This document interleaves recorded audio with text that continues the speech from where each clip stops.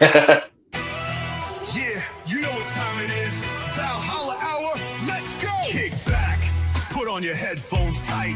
Rob and Matt, bringing fire every night. From the land of 10,000 lakes, we rule the scene. With a crew so fresh, keeping it raw and clean. Minnesota Vikings, kings of the North. We wear our purple heart and let the battle roar forth. Breaking down the game, dissecting the plays. With passion so fierce, we'll set the night ablaze. So give us a follow, hit that like. Share it with your crew, you know we're about to strike. Valhalla Hour podcast, living life bold, where legends are made and stories are told.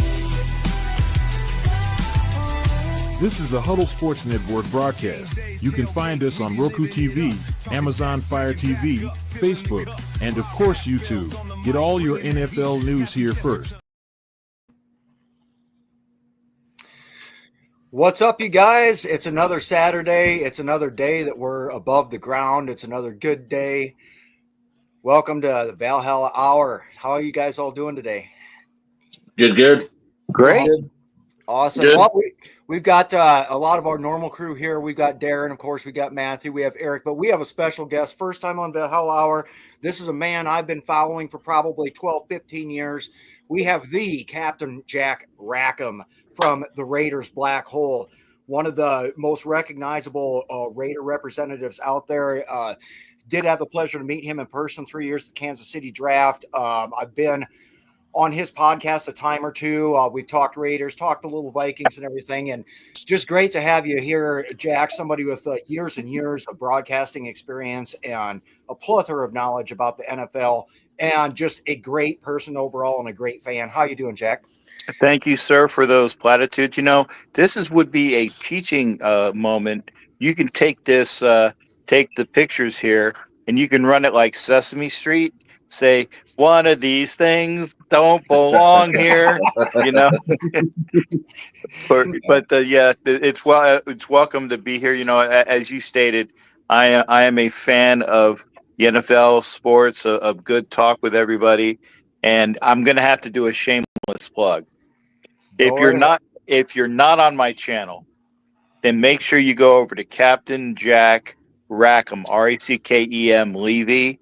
Just look for the pirate. Don't look for the Calico Jack, because if you spell it the right way, and I say the right way, you'll get a YouTube channel about the original Captain Jack Calico Jack. You don't want that. You want me, because I'll actually talk back with you. Hell yeah. So, and it's just a cool thing, you know. I mean, we like to talk about the Vikings, but we do like to go all around the NFL on these shows too, and everything. I mean, when we're in the season, the hour that we get to podcast gets a little bit short, but on off-season days like this, it's good to go all around the league, talk about the news, and of course, you being a super fan and basically, you know, part of what I would consider to be a role model core group of fans from each fan base and everything. Being one of those guys, the fan aspect is huge too. And lots of times we do get wrapped around the axle a lot just about the aspect of professional football, our team that we love and everything else. But the fan aspect is really what makes the game day experience what it is. You know, none of that is possible without great fans, great super fans, and just great human beings, you know, coming together to network and to have a good time. So, you know, all about that and everything. So speaking of which, why don't you take a minute, just let me know what you think of all the moves the Raiders have made now this year. Amazingly enough, the Raiders are one team that doesn't get talked about a lot on some of these NFC North related podcasts and everything, but you guys made a hell of a lot of moves. You had a great draft. What's your take on the state of the Raiders right now heading into training camp? Well, as a long time, over 50-year Raider fan, and by the way, no, I'm not from California. Everybody thinks I'm either from NorCal, SoCal. They when I show, and I do show up at I got season tickets. I'm gonna, for those who don't know, I do have season tickets. I go to almost all of the home games, and then I go to a lot of the away games. So everybody thinks I'm a Raider and I am a Raider fan of old, But no, I don't live in Cali, whether North Cal or SoCal. I don't live in Nevada. I didn't, oh, they're coming home to me. I don't live in Arizona, and I don't live in Texas. I live in effing Florida, and I'm trying to watch my mouth because I have a tendency to, and I know we're on the Huddle Network, and I want to be in good graces with the Huddle Network. Find me a show. I'm available. Find me a show. Well, people tend to accidentally let the fuck word out loud every now and then on here, but Yeah, well, I've been known to say fuck a few times, so there you go. But I would say, see, this is, you got to watch when I do this because I'll go off on tangents and it takes me a while. But back to the Raiders, okay?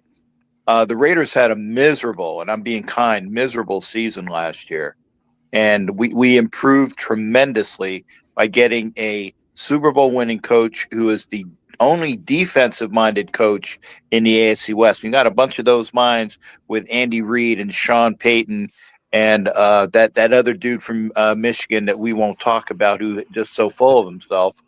You need to have and by the way, he's not from Michigan, but he says Michigan, yada yada yada.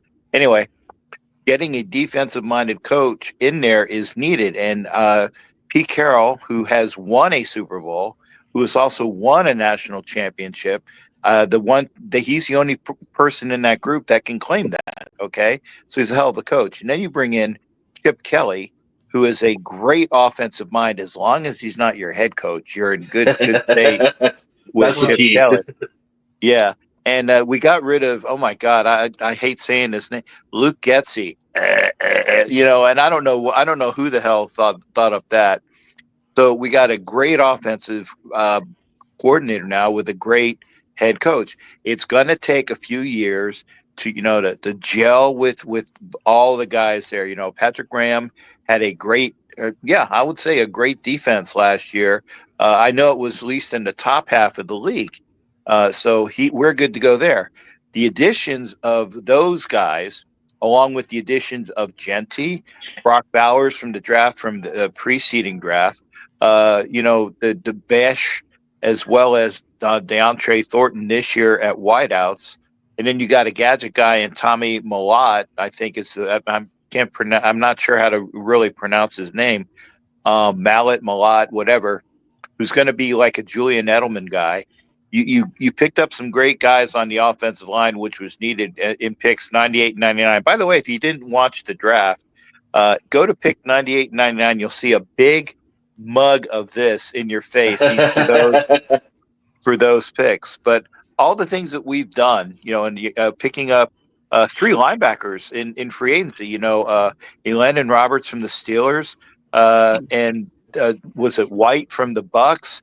And then we picked up, and I can't remember his name, the guy that was the stalwart in Cincinnati for many years. So our linebacking core, our linebacking core is tremendous in comparison to what we've had. So, yeah, it's going to be a transition. This is not even year 1. This is year 0 of the gelling. You got to have things come together. So maybe by the end of this year, we can call it year 1.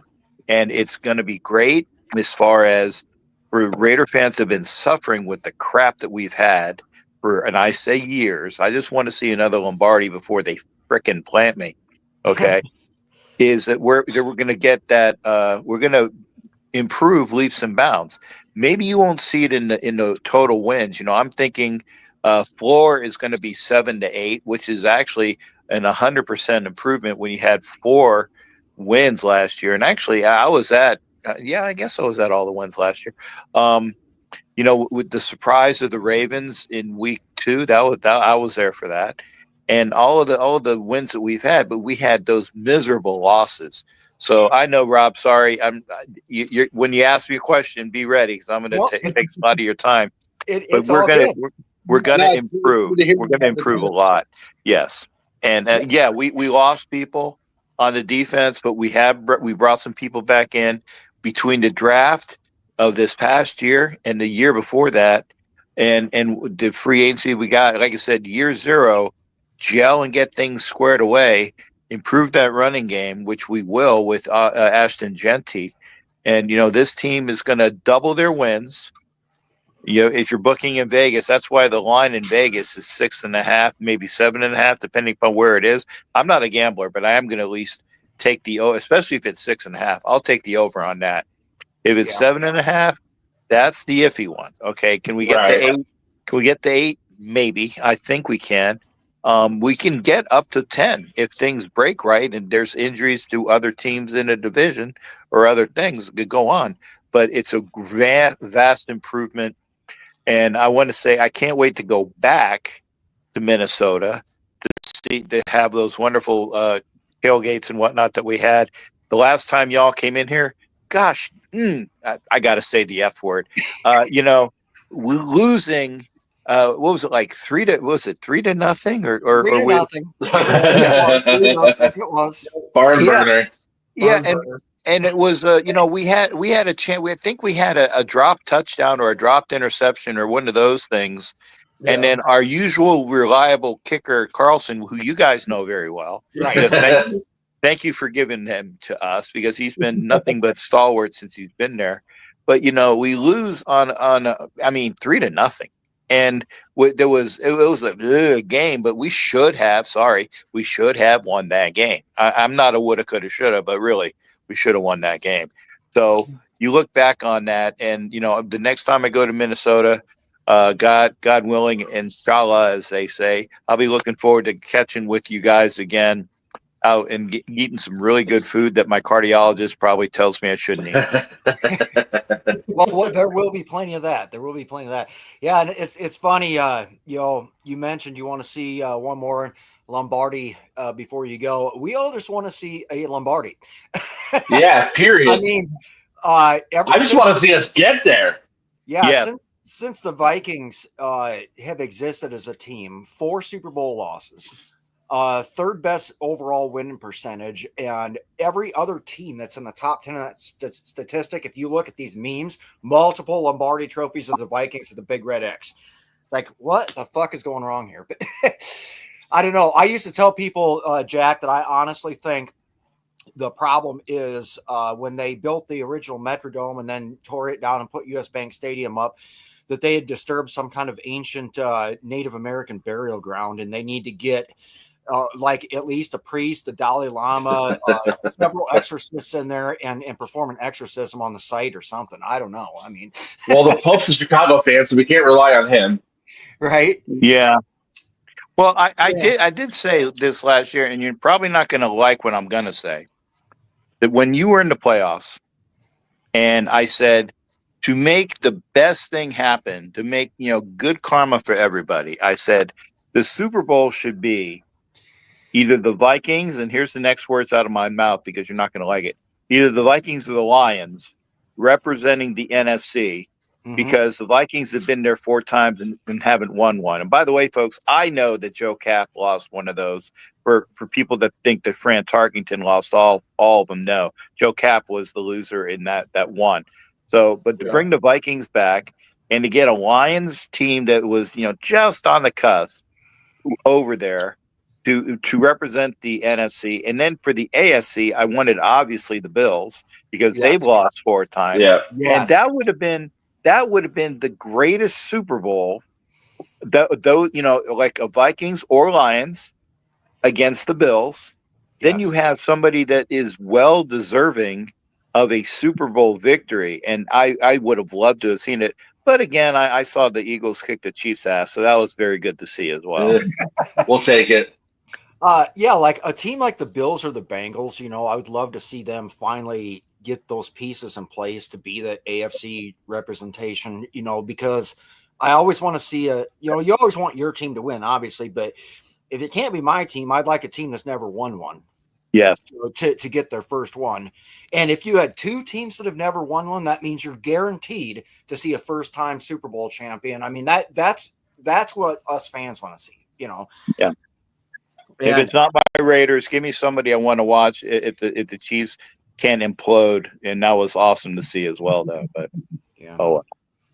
well, and we're right around that time where last year we were hugely optimistic in everything until we get into preseason games, and then JJ McCarthy goes down, And we realize that Sam Darnold, mid-August is going to be the quarterback of the Minnesota Vikings. And I think the fans were largely stocking up their alcohol cabinets, getting their prescriptions refilled with their antidepressants, and just for the worst. And then we turn around and we pull off a 14-win season. Granted, the playoffs went about like they always do, but it exceeded expectations. And then, of course, the Lions have been good for really 3 years, but, back-to-back NFC North champions.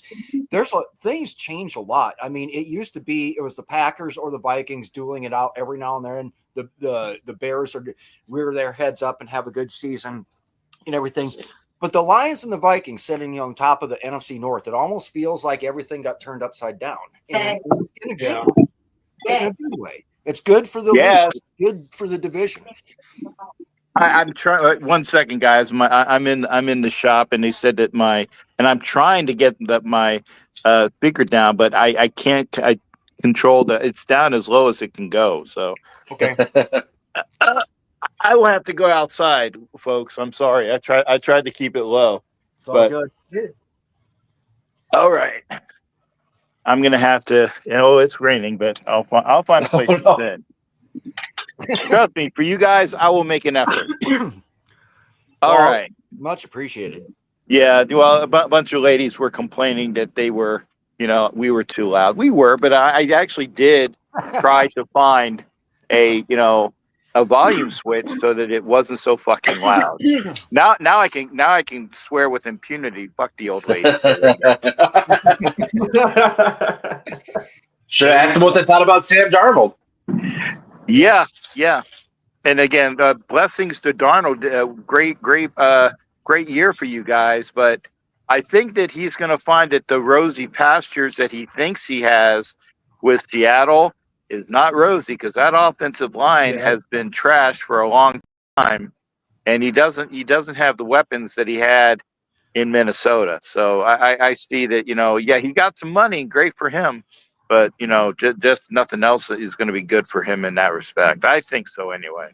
They got Cooper Kupp and Jackson Smith-Njigba, so they're not super hurting, but it's definitely not JJ and Addison, that's for sure. Speaking of the grass not being greener, did anybody see the latest in the Kirk Cousins saga that came out this last week? Yeah. Inform me. Okay. I mean, I want everybody chime in on this, but it's funny because he made a statement that now he's saying, of course, I mean, he had a very embarrassing year and whatever. Now he came out and he said, well, if I would have known that the Falcons were going to draft a first-round quarterback, I would have had no reason to leave Minnesota. It's like, come on, man.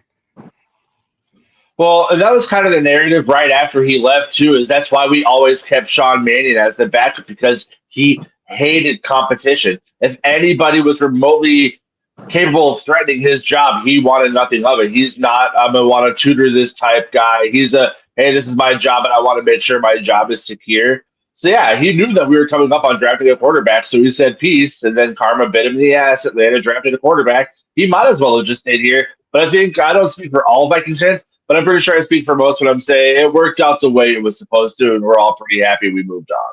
Yep, it did work out the way it was supposed to. And I defended Kirk Cousins year after year and everything because he wasn't the terrible quarterback that everybody thinks. But in the end, I think you're exactly right, Matthew. What was supposed to happen did happen, and now we have a fresh start. So, the only Kirk Cousins news I really saw this week was he's paying for all funeral costs for the Texas flood victim. That's really cool. Is that legit, or is that one of those AI stories that are always floating around now? Because I see Jordan Love spends $100 million on food pantry. I don't know. It could be, but this is one of the I saw it on. I thought it was SI. Gotcha. Okay. If it's SI, I believe it. It could be too, because that's the only one I saw. I mean, I saw that, and the Wilsh gave $500,000 to help with the Texas floods. Who I saw. Yeah, that was super cool. That was super cool of the team to do that. Yeah. It's funny because we were just talking before the show, myself and Darren. I'll let Darren lead with this, but the Bears just re-signed Ryan Poles, or extended his contract as I the mean, GM. you extend a GM, and the guy, since he's been there, 15 wins and like 36 losses. I mean, yeah, you improve by bringing in Ben Johnson, but I mean, it's going to be the same old circus, same old rodeo. I mean, eventually they're going to be playing ring around the quarterback soon. Yeah, Mister, I'm going to take the North and never give it back, and now he's the only GM in the division that has yet to win a division title. Well, Right. I think what he meant to say is we're taking the basement and never giving it. Basically. To be fair, he never specified what year they were going to take the North. So, it's just, it's you got to kind of feel for the Bears fans, though. I mean, they have been a team that has struggled more often than not, and they've got a lot of really great loyal fans and everything, and they're just all these first round quarterbacks, nothing panning out. The coach is changing. The whole staff changes and everything. It's like, when is their luck going to change? When are they going to get a hit on something and just have things click and start going better? I mean, I couldn't be happier with the way the coaching staff and everything is working in Minnesota. Yes, Kwesi had a very bad first-year draft, but he's been improving. We got great players like Jordan Addison now and several others. He's been working great things with undrafted free agents, great things in free agency. They really did put together a nice team. Everything for the Vikings this year just hinges around how is JJ McCarthy going to play. Right. Well, that's the thing with Chicago is this is obviously going to be hyperbolic, but if it doesn't work out this year, they might as well just pack it up and send it home, because they went out, they got love with that tight end. They got kind of blanking on the receiver they took in the second round. They obviously have DJ Moore. They have Odunze. They have Caleb Williams. They went out, they got Ben Johnson. There's not much more you can do to a team to try to step it up. If they don't hit 500 this year, we think workers. Like, it's just, they went out and made all these splash moves last year, said they won the offseason just to regress by a game or two. They went 1-5 into the division. They very well could have gone 0-6 if it wasn't for a last-second field goal versus Green Bay in that second game. They're just inept. And you could say, well, it's because we haven't had good coaching. Great. I mean, that's true. But how many coaches have you gone through in the last 3 years? At some point, it has to be ownership. It has to be talent on the field. I don't know, but they can't possibly have much more going for them than they do this offseason. They have to put it all together. But remember, those folks that are looking for the instant fix, and everybody wants it now. I get that, but you need to remember it takes a while for a mentality to mold within the locker room, to get everybody on the same page, and the people that are not involved in that mindset, then you got to get rid of them. But if you keep, and I know this as a Raiders fan quite well, you have a revolving fucking door at head coach and your coordinators and all that other shit. You just keep reinventing the wheel, and you always go back to square zero. Now, I said, not even square one, because you got to build to be square one. You keep going back and reinventing, and God, this guy's new, and blah, blah, blah, blah, blah, blah, blah. The Bears have got to have a system around Caleb Williams with some people that he can throw to. He obviously needs a good offensive line. I don't remember who his backup quarterback is, but I know that their backup beat us when we went to Chicago, and it's like legit or like pageant or something like that.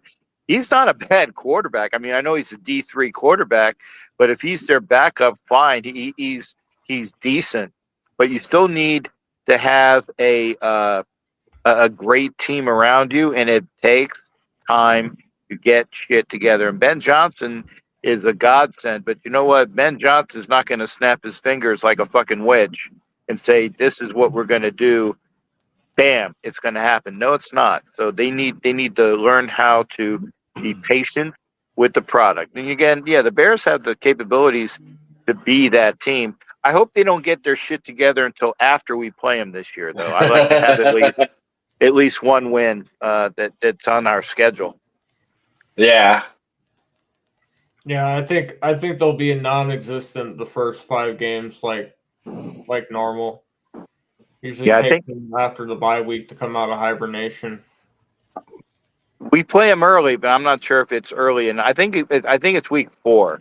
So if they can fucking be sleepy for they can get their shit together week 5, great. Like I said, I think we play in week 4. If it's week 5, they can get their shit together week 6 or on and on like that. You guys get where I'm going with that. Yeah, Right.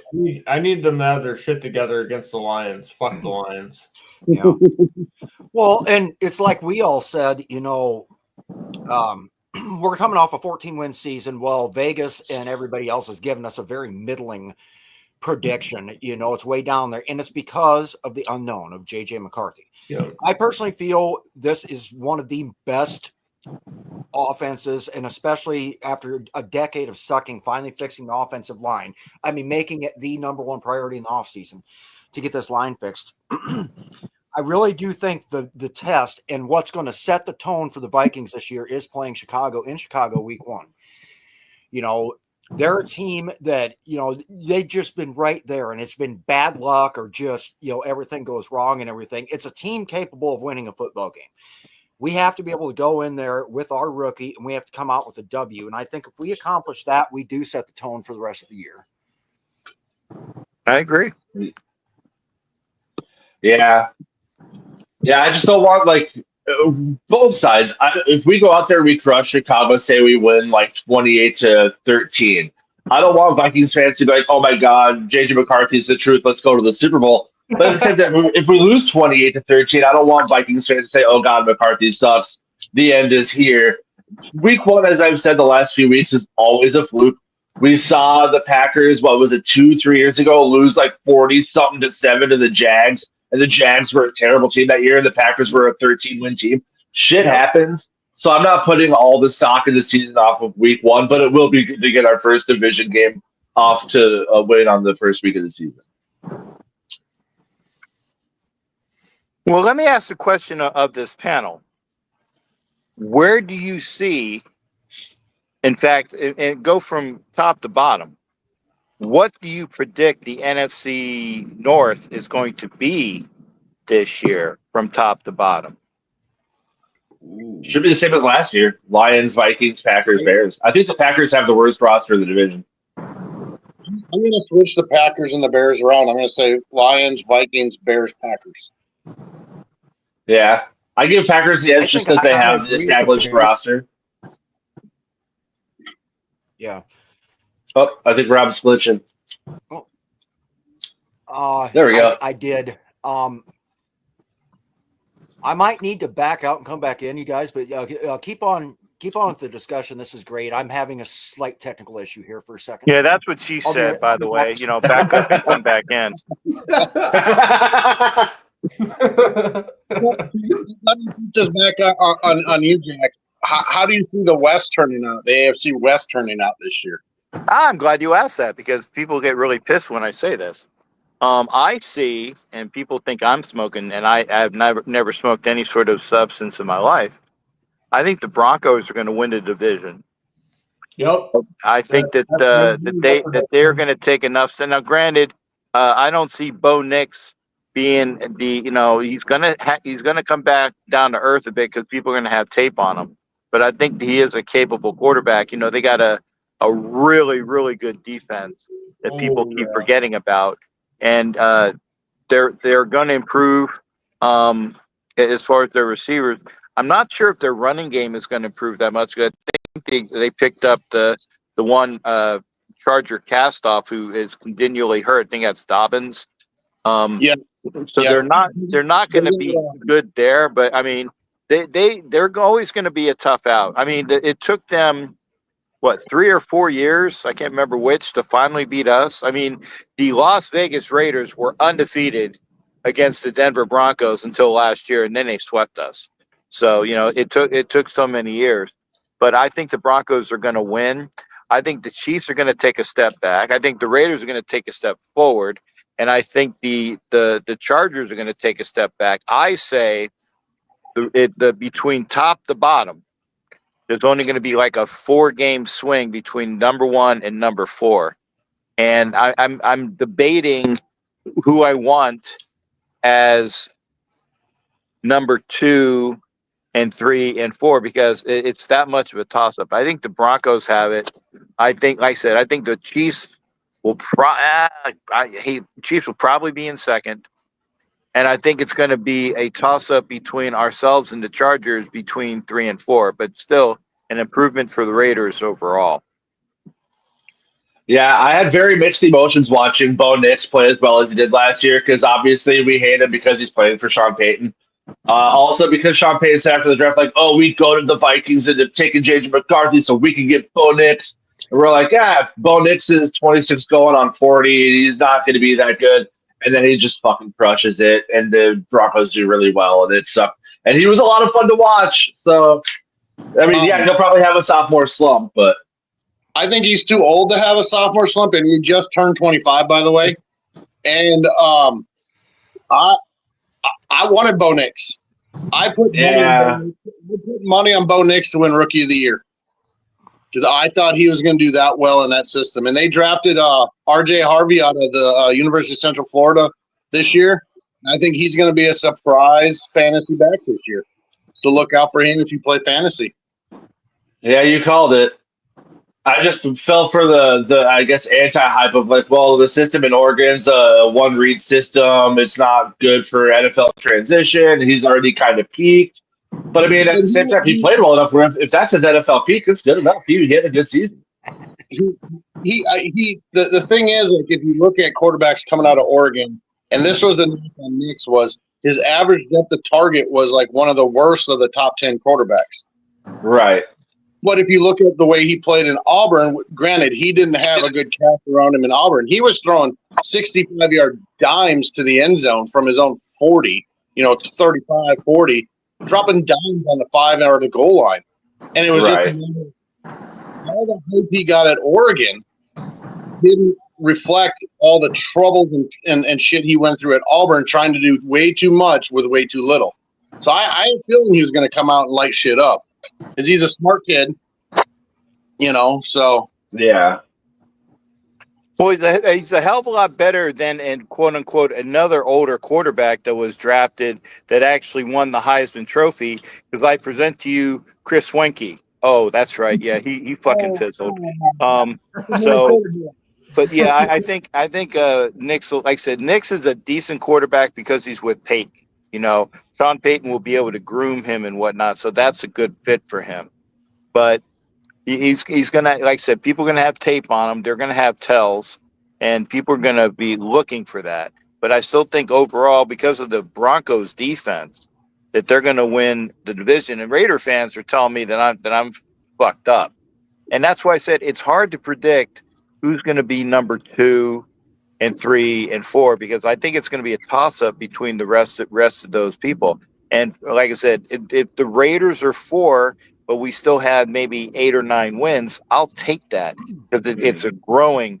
But I think and everybody keeps saying, "Oh, this is the year that Kansas City comes back. It comes back." I'm hoping it's this year, but those fuckers that have like 12 lives better than fucking cats, and it's a matter that the officials are not going to give them everything like they did last year. The word is out. Don't fucking give the Chiefs what they don't fucking deserve. And again, yeah, I'm pissed, but look at that was about an 8, maybe 9 win team that represented the AFC with all of those close bullshit games that they had. Okay, so they're not as awesome as they think they are.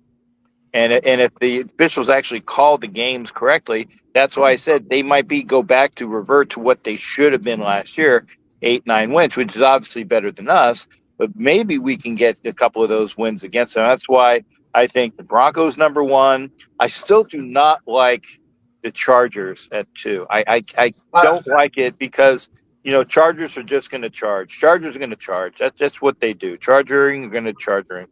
But that's why right now it's between the Raiders and the Chiefs and the Chargers, and we'll see how it all pans out.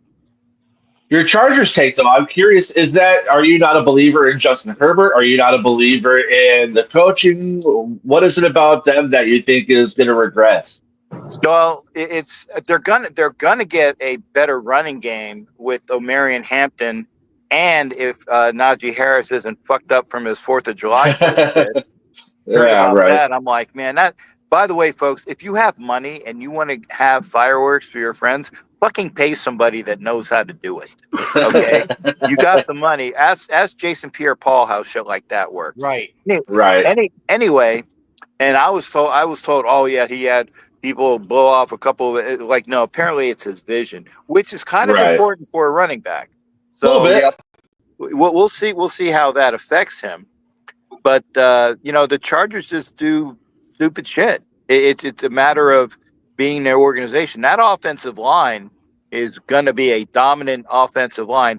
Although, and this is a chuckle, I'd love to see them have James at center and Leatherwood in the game somewhere in game 2, the cast-offs from the Raiders, because they will have their lunch eaten, beaten, and taken away, and they'll probably go out to the stands and fucking fuck up their families as well. But unfortunately, that's not going to happen because they have a really good offensive line without those guys. But I just found it funny that, both James and Leatherwood are at least in camp. James, I don't think Leatherwood's going to make the fucking team. I'm just saying that. What a fucking waste. But James is a decent backup. But, if you put him in and start against the Raiders, man, I tell you, they're going to be, even though we might be down Wilkins in the front, that defensive line of the Raiders will eat their lunch if James is in there. That's their weak spot. I want to ask you about that defensive line because two of the guys they drafted were high on my draft board in Hemingway and Pegasus. Yes. I really like JJ Pegasus. I bet he scores 4 touchdowns for you this year. Yeah, and by the way, only because I've been told it's Pegues. I'm only because I got knocked on it, and I pride myself. It's like when I hear it the correct way, I say it. But yeah, it's JJ Pegues out of Mississippi. So there you go. But yeah, he's about as big as the Pegasus.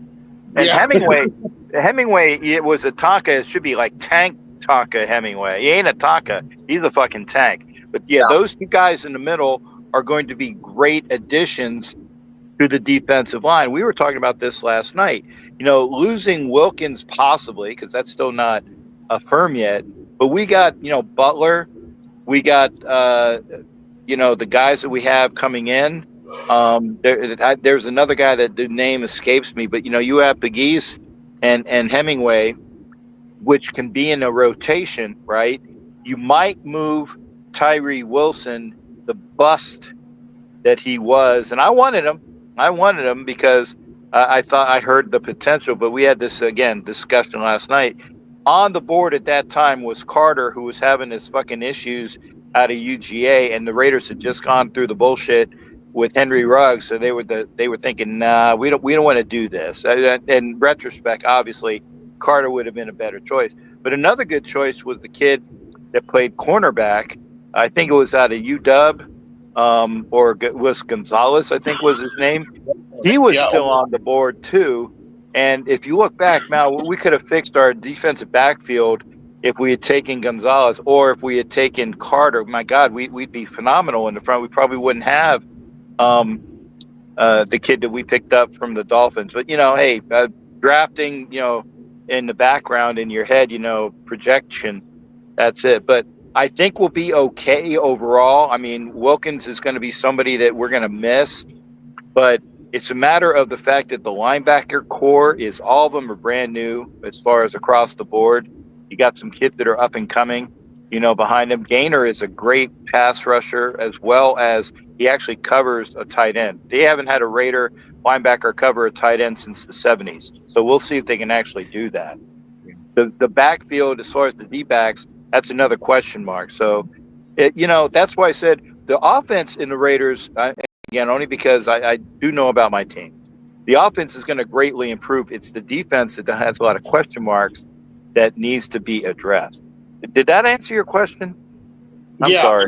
No, that was like because like I said, I was really high on those two, and the kid from Mississippi, I watched a lot of him coming out of the backfield and rushing the ball, and I thought, man, Yeah. what a great asset. And then, like you said, Wilson wasn't what you expected, and then you guys got from us Andre Carter II, who was a at one time projected first round pick, and we got him as an undrafted free agent who just never panned out for us, but played pretty well sparingly for y'all last season. So I like it. Your defense isn't too sparse. It seems to have a lot of bright spots and potential to it. So I'm looking forward to seeing that. Yeah, I forgot about Carter. Thanks for reminding me. Yes, he played well when he had his time in there. Also, a kid named Snowden. He played end. He played well too. I just have I will say this, and it's only because, and Rob knows this as well, because of my job that I had in the military for years. The name Snowden just makes my fucking skin crawl. It's not his fault that he has that last name. So but yeah, Snowden played well at end. But yeah, I was an intel guy, so fucking may that fuck Snowden, rot in fucking hell in Russia. So was I, because I know that too well. We've been talking a lot about like offensive line improvements, and Moses had just put up there about Ragnow. Is it going to hurt the Lions leaving? But I wanted to just read this to you. So Jake Robinson from The Athletic just put this out. Somebody asked him a question. He said, what one thing are we not talking about enough right now? This is his statement. He said, the Vikings are somehow better on paper than last year's 14-win team. Blame their late season collapse on the interior of the offensive line and Sam Darnold. Both are fixed, with the interior of their line drastically improved via free agency in the draft, while McCarthy, the number 10 pick in the draft, should, in italics, be an upgrade over Darnold.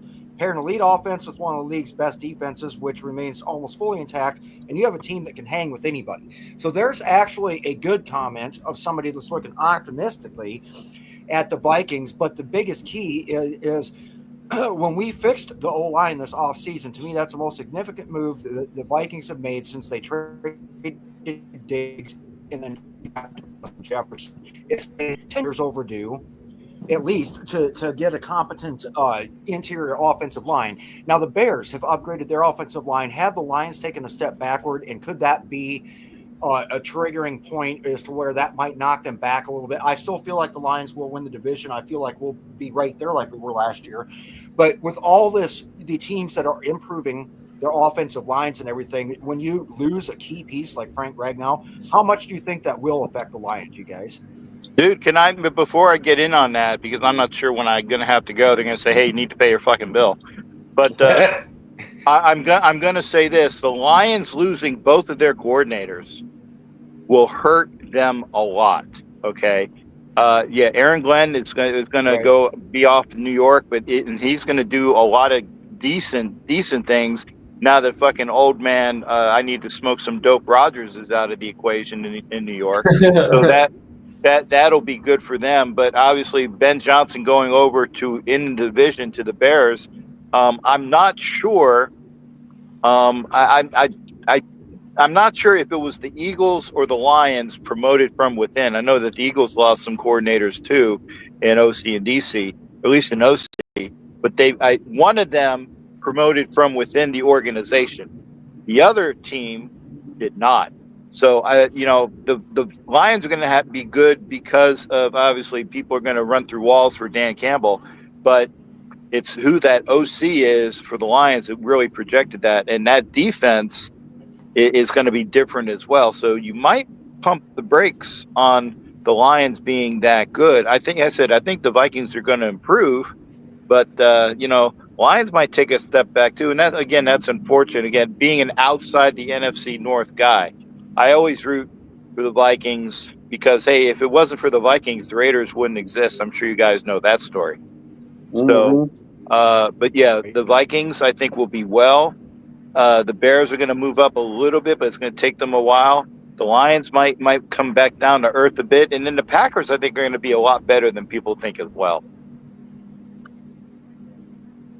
I'm sorry to jump on that, but I know that I'm going to have somebody say, "Hey, you owe your fucking bill," and I got to pay tips as well.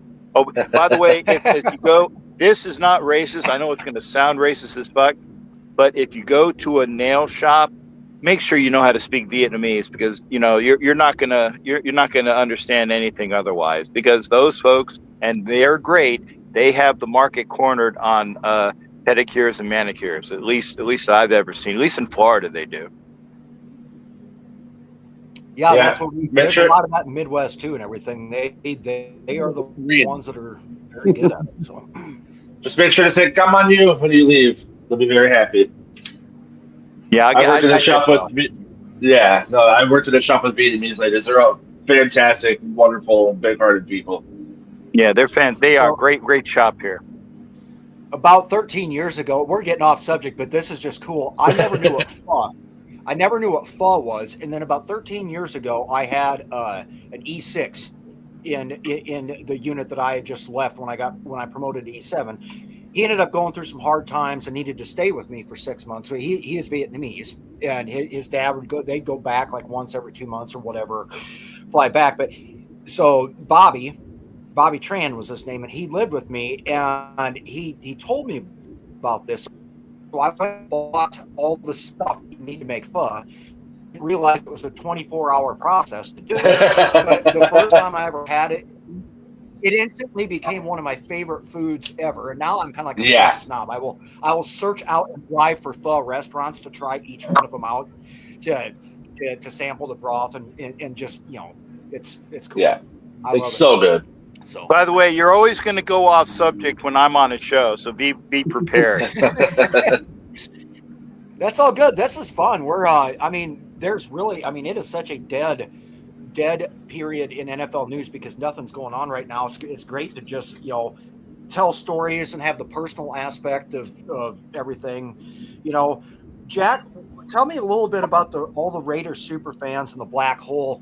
The reputation, is just intimidating. And, I know since we met and everything, now I've got armor, I've got, $1,200, and I just bought a second set of it too. That's all white for our whiteout games. That's my big surprise for the season. But, we get all decked out too, sitting in section 140, and, you've got gigantic guys like Sir Death that are all tattooed, and just all the costumes, the horns, the swords, everything else. But you guys are on the map and well known in the Raiders black hole, and the fans of being some of the most intimidating, some of the most passionate guys that you just don't want to fuck with. Tell me your story about how you became like one of the super fans, and then how you used that leverage and your platform and everything to do the good things that you do for people when for your charities and all that stuff.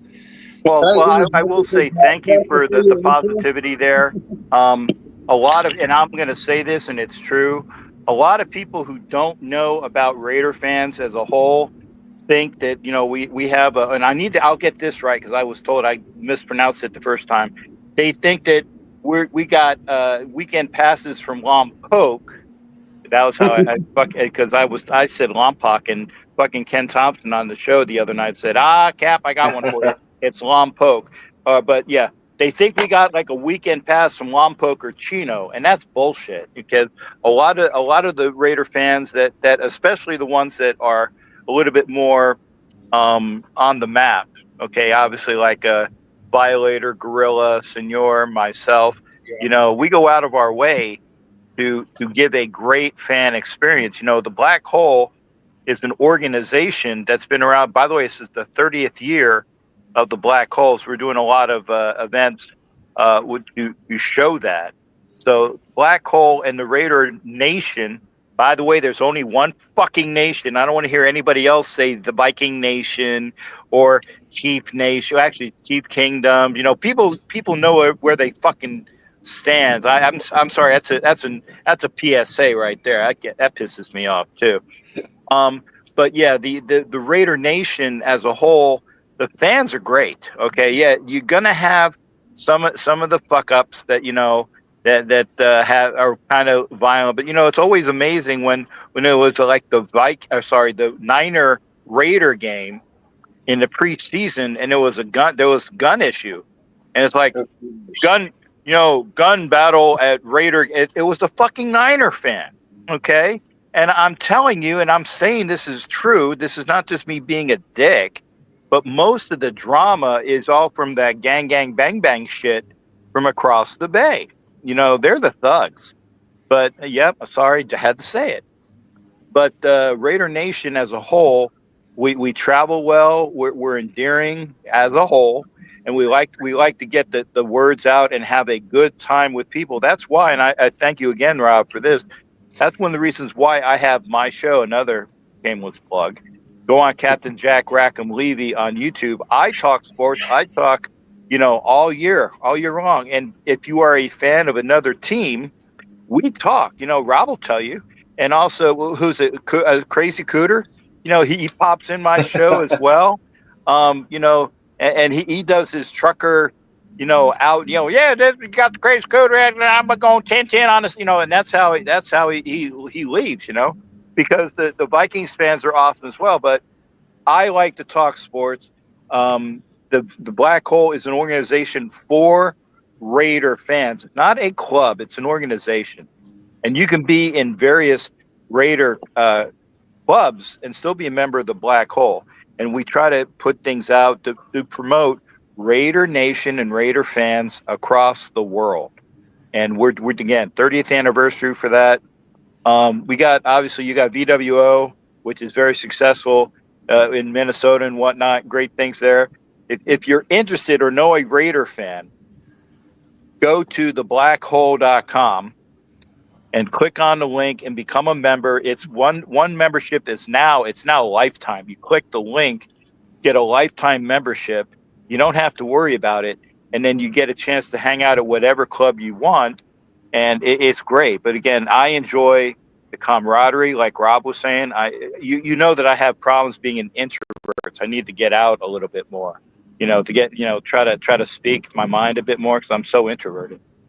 But it's a great time to be with other folks. And I appreciate you giving me the invite to come in here as well. I will talk sports, and I do know about other teams. So, it's great that I get a chance to chop it up with guys, the NFC North, it's great. I just want to say something real quick. Jack, I'm surprised you didn't call Rob out when he said costumes. Because I've seen you call people out before. Okay. I must have missed that because I would have fucking berated him. Okay. Did I say that? Yeah. If he did, I missed it because that is a, oh my God, that's a push button. Okay. I don't wear a fucking costume. I wear a fucking uniform. Okay. So if you said it, you got a freebie, Rob. You got a freebie if you said it because I would have said it. There we go. Gear. I normally don't. He must have just caught me. Yeah. No, that's my game day gear. My battle gear. There you go. Yeah. So. Yeah, you had said something like costumes and stuff, and I'm so surprised Jack didn't catch it because I've heard him lay into people before about people wearing costumes to games, and Jack has lost it. Oh. High writing forever, man. And my good friend Keith Smith over in England. Okay, in fact, I think he was the first guy I lost it on. He's on one of my show, and he's Crusader Raider, a great super fan from England in the PFUFA. And he was on my show one time. And he goes, "Hey, Jack, I love to see you in your costume." And again, I went high writing forever on him. And said,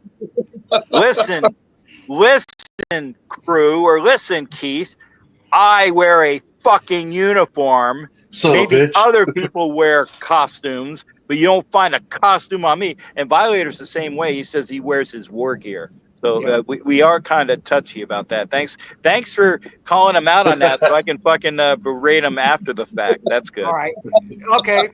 I stand corrected. But yeah, we have a large UK Vikings fan club, and we have got Minnesota Vikings EV Germany, which is approaching over 1,000 members now and everything. I'm actually a part of that one too.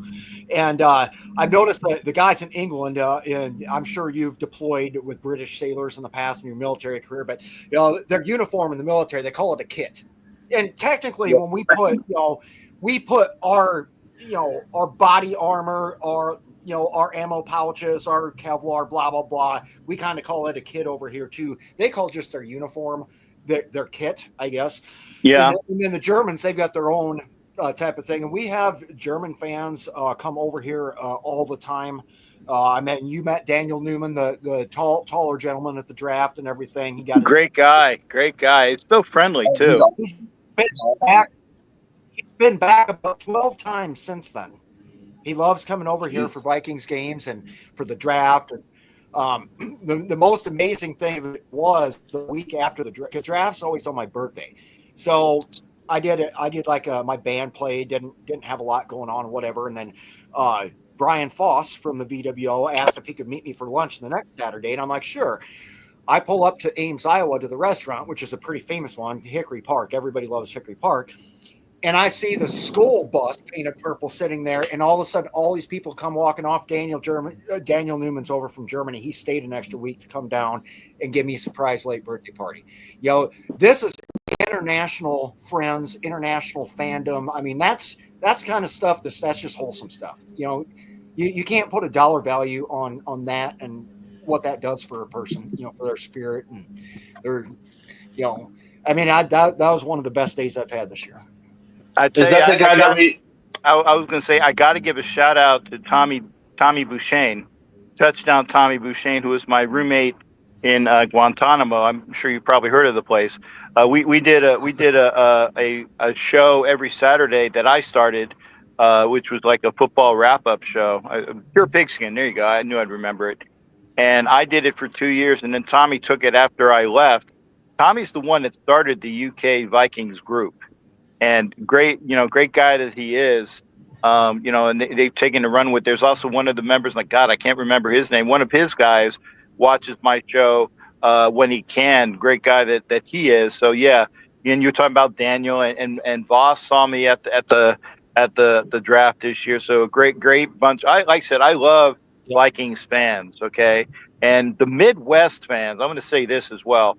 And Packer fans, Viking fans, Lions fans, Bears fans are probably the awesomest fans as far as camaraderie. Kansas City fans, nice as well. It's their fucking security I can't stand. And Indianapolis fans are good as well. So again, a shout out to just the whole Midwest culture for the fans out there as well. I have to say that, man, it was great. We're all just drunk and happy. It's easy. And with lots of food. I love that. It's hard to be upset when you have a brat and a beer in your hands. There you go, for sure. I couldn't imagine living life without a charcoal and wood burning grill to grill on. I mean, if it's at anything above freezing, if it's above 32 degrees outside and everything, I don't care if it's January, if it's February, if it's December, I will go outside and I'll grill something. Grilling time. Yeah.